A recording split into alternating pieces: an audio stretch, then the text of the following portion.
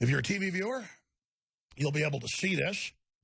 If you're a radio listener, you can go pull it up for yourself. Democrats panic as indictments of Comey, Clinton, and McCabe loom. And then we have a special report where I break down my DOJ and White House sources saying Trump, as of the first of the year, had made the decision to take the gloves off.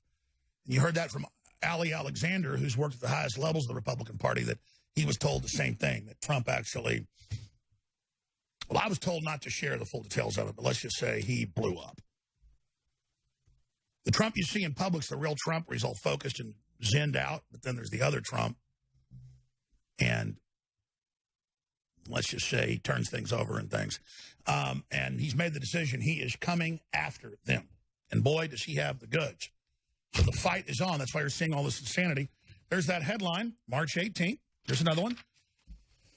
March 17th, this is when I got the news. Breaking, Trump preparing mass indictments of Clinton crime network. The United States is only weeks away from rebirth, but more battles lie ahead. You might want to go read those articles. You might want to go see those. Why?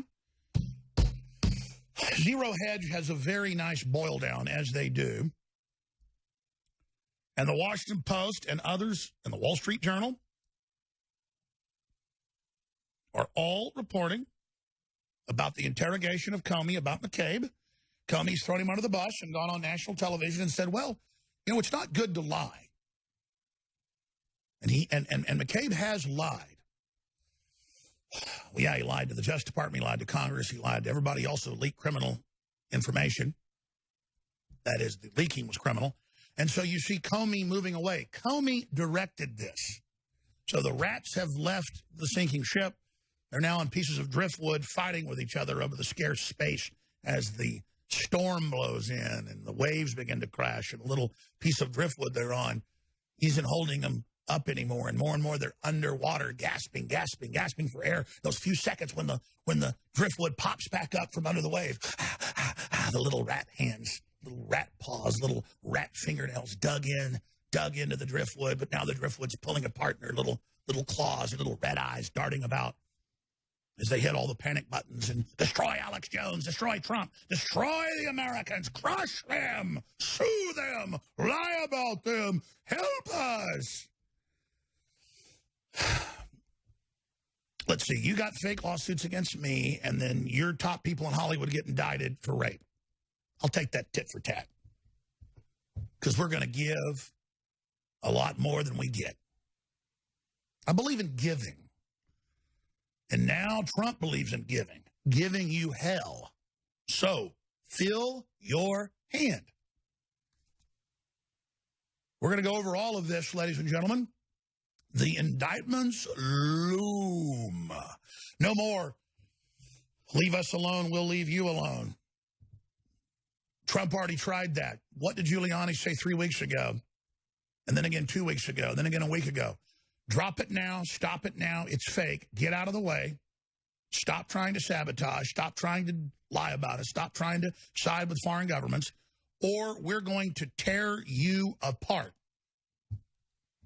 We're going to tear you apart. And Trump means it. And that's why all of the world, from Saudi Arabia to North Korea, they're listening. It was always part of the negotiation that North Korea would try to ask for too much or weasel out of it, and Trump would say the summit's off. And then 4 days later, the summit's back on because North Korea rolled back over. And they might try that game again. But there's a new sheriff in town, and things are different. And we're getting 30 years of suppressed technology fast-tracked in medicine. And it's not going to be just there. I have been told by high-level sources before Trump even got in that he has been briefed by the generals on the suppressed technologies in close to free energy, beyond quantum computing, stuff that makes maglev trains look like Tinker toys, incredible sciences in plants, in farming. But the biggest area is energy, advanced spacecraft. I mean, Trump is really looking at starting to turn this loose. The globalists don't like that. The globalists were like, oh, the Chinese have lasers that can kill our satellites. Yeah, well, we had them in 1975. We had in orbit by 1978 over 100 drone attack ships that just sit there with their power off, waiting with large loads of DU Shabo rounds, meteor guns, from orbit. Now, they had that in the 70s. They accidentally declassified it in 92 in a debate on C-SPAN. So then Bob Bowman, former head of Star Wars, when it was secret, could talk about it. Colonel Bowman. Okay, now you know the truth. We are 45 years ahead of the Chi-Coms. Everything you see on the battlefield that we have is 30 to 40 years old. Just like they had the B-2 bomber for 20 years in active duty, in service before it was shown to people in 1989. My dad saw B-2 bombers, Apache helicopters, and stealth fighters when he was 10 years old in military drills that happened south of Dallas. When I was a kid driving outside Dallas, I saw stealth fighters. These stealth fighters you see today, but they were gray. 3 of them, flying at like 200 feet above the ground over farmland. That was 35 plus years ago. So just understand, the globalists had captured America and they had all those systems and were suppressing it and stealing all our technology. It's all stopping. There'll be no Chinese century as long as it's communist. I welcome a Chinese century and Renaissance, but not under the communists. There'll be none of that.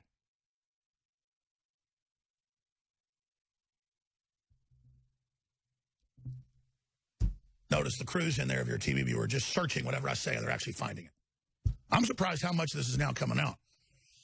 The truth is, ladies and gentlemen, you can never keep somebody alive for sure because an artery might blow. You know, it's like putting new parts in an old car. So many parts are going bad, you got to put all new parts in it. But they can stall death 50 years now in most cases. And if you can do that, that's basically close to immortality.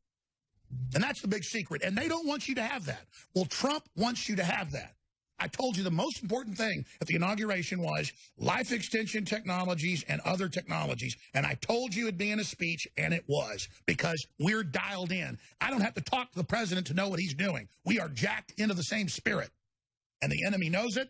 They cannot stand it, ladies and gentlemen. And Trump is for real, and he's delivering. He's not out to get you. And this is an incredible time to be alive. We're going to come back and get into the looming indictments and how these are going to go down, reportedly, and so much more of the deep state.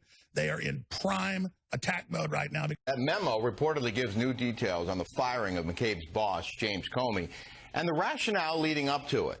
Now this previously unknown account is in the hands of Robert Mueller.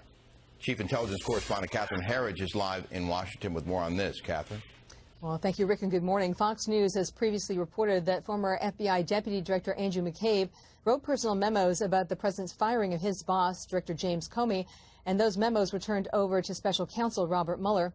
This morning, a source familiar with those memos tells Fox News that McCabe does describe a meeting where Deputy Attorney General Rod Rosenstein told those in the room that President Trump wanted Mr. Rosenstein to include Russia in his memo, which was later used as the basis to fire Comey. The Deputy Attorney General declined. This does confirm elements of reporting by the New York Times. The source also tells Fox News that the Deputy Attorney General gave McCabe a copy of a draft letter firing Comey written by President Trump, and that letter has since been given to the special counsel as well, Rick. McCabe has been accused of not being honest, so how credible is his account? Well, McCabe's critics point to the fact that the former FBI deputy director was fired just days before his retirement from the Bureau after the Justice Department's internal watchdog, Inspector General Michael E. Horowitz, found that McCabe lied to federal investigators about his contacts with the media. The allegations were referred to the U.S. Attorney in Washington for possible prosecution. 18 U.S.C. 1001 makes it a crime to lie to federal investigators. We're awaiting more information from Horowitz and his findings about how the FBI handled the Clinton email case, and that could come at any time. In his report on McCabe, he wrote that he lacked candor, including under oath on multiple occasions. After that report was made public, McCabe disputed the account, saying that his boss, Director Comey, knew about the media contacts with the Wall Street Journal, and he seemed to turn on his old boss, so that may present a conflict with what's written in the memo now with the special counsel. Imagine that. Catherine Herridge in Washington. You're welcome.